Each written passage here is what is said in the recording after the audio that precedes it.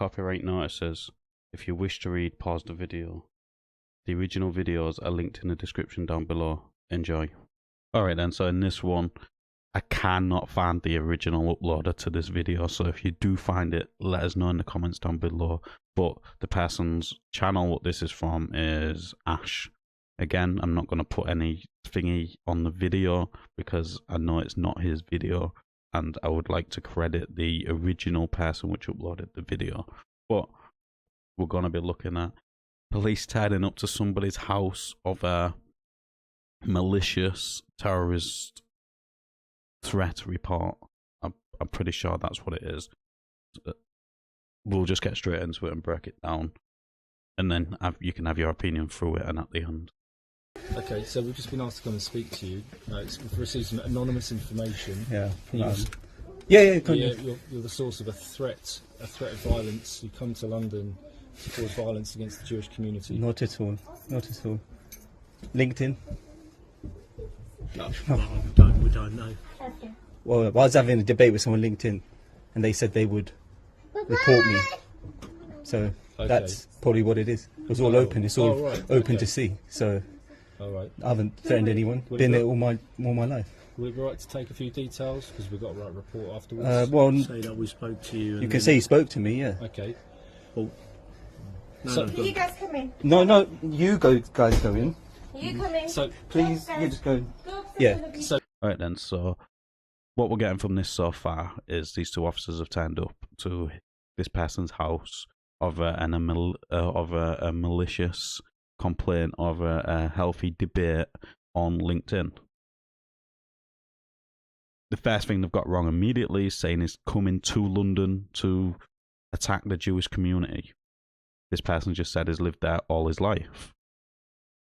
I understand the police have got to go and do the job, and they're doing there to protect us, but personally, do not give them anything. They are a part of the terror unit, which means you'll get stuck on the terrorist watch list. It's as simple as that. are these threats, do they sound familiar? Is this something you've said? No, there was no threat. Right. There was no threat. There was no threats at all. Okay. They said, actually, they were defaming me. They were calling me a terrorist supporter. They were saying you make bombs. I said nothing like that. I was just supporting the innocent deaths in Gaza. That doesn't make me a terrorist. It just makes me humanitarian.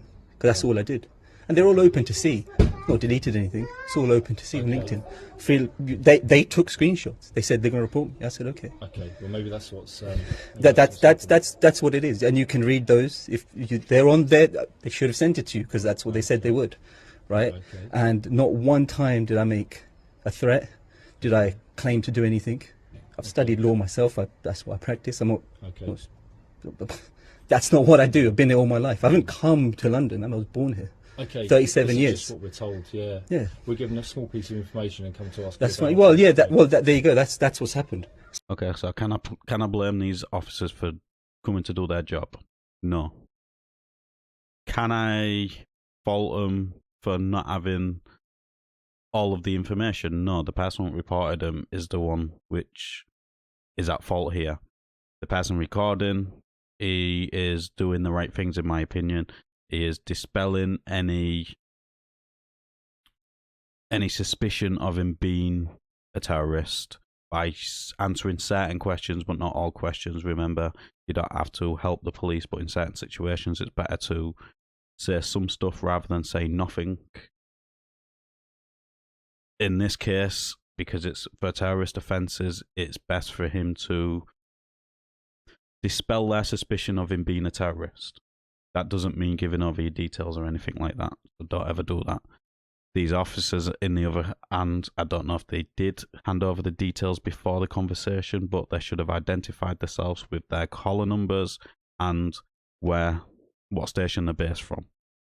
They don't have to give their names, just the collar numbers and the station they are working from, as if anything was to go down, it would be under the Terrorist Act, and under the Terrorist Act, they only have to give you collar numbers and the station they work from. So I was having a debate. I was saying, my words were, they said someone's died in Israel. I said, that's really sad. And they were saying Gazans should be destroyed or whatever for this. And I said, well, there's loads of people that have died on both sides. and this is ridiculous. What are you talking about? Okay. Blah blah blah. The usual debate that you would probably see online from both sides, right? So that was the debate. Right, They obviously twisted that with no proof, because those words I've written are clear to see. Okay. You're a terrorist supporter. Right. You support Hamas. I never once asserted that. Again, it's all on there. It's not like I'm just saying it. Yeah. They said, you're making a bomb. You're probably out there just making bombs. Okay. I said, they said, we've reported you. I said, all right, fine. I'm home all day. This was a Friday. Feel free to...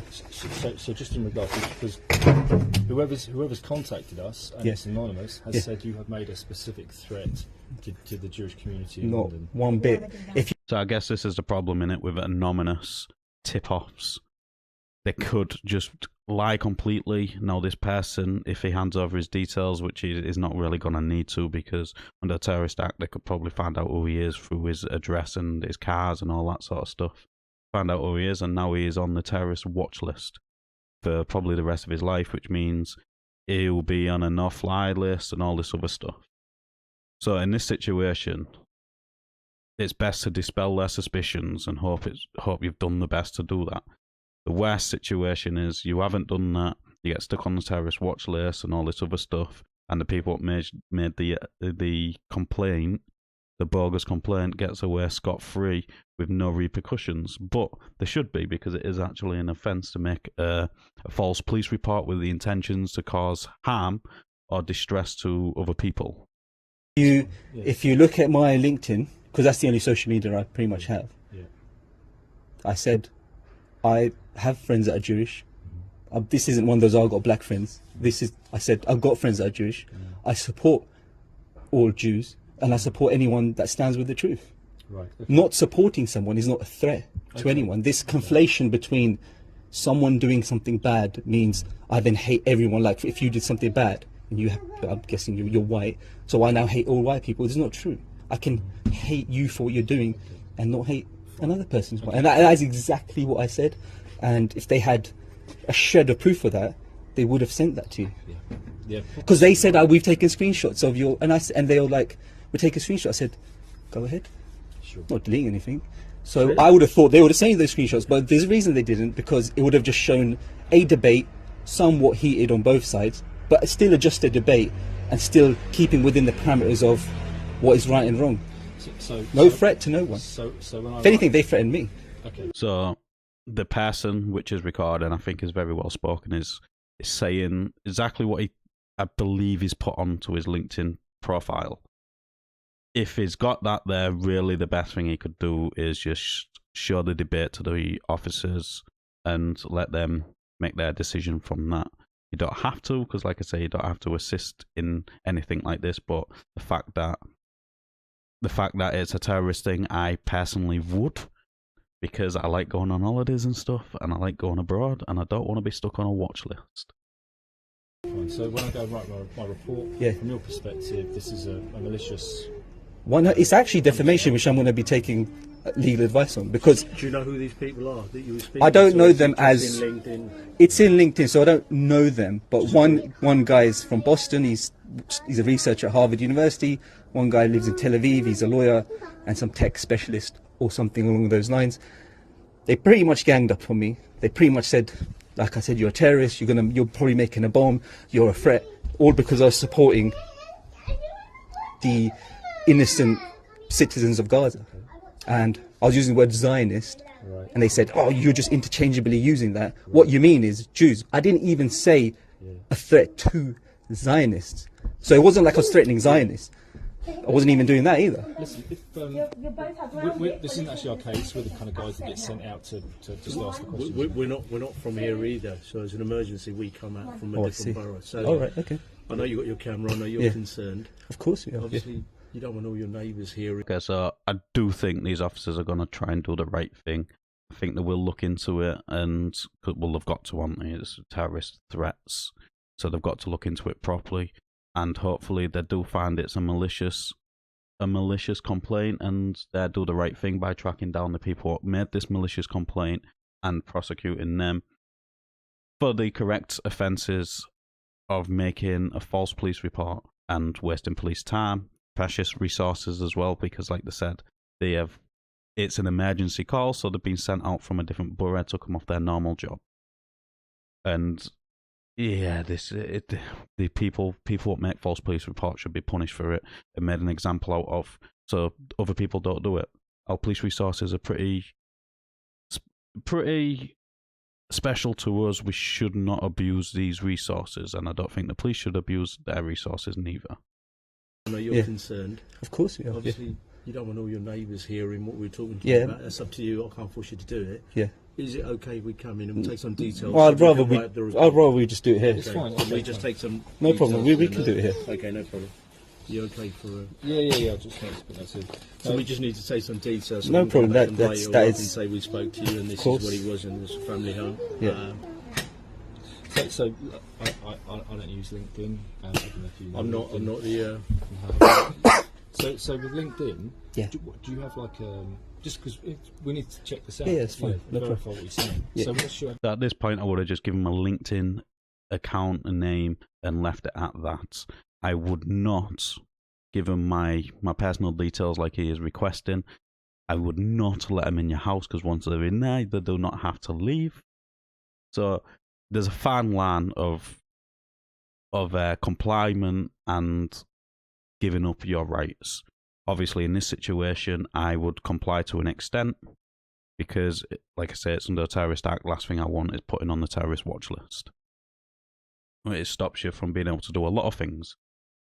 But I would never give over my details. In this situation, it's a bit screwed because they come to his house. He's probably got a car on the drive. The house is probably in his name, so it wouldn't be hard for him to get that information, especially under the Terrorist Act.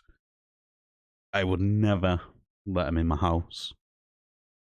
And obviously, I would give him a LinkedIn to, if that showed he was innocent, I would definitely give him a LinkedIn name. But apart from that, I wouldn't comply any more than that. you got like an account name or something? Or It'll be like just LinkedIn? my full name. It's your full name. Yeah, Okay, so, Yasir Khan. okay, Yasir Ahmed Khan. okay. Do you use any other social media No, platforms? just Okay, LinkedIn. Just LinkedIn. We got if I need to clarify something with you later on, can I give you a call? And then... Okay, so the video ends there. Hopefully he didn't give all his details like what I was asking. Hopefully he did just comply with the few orders he was asked. Well, the few things which would clarify his innocence.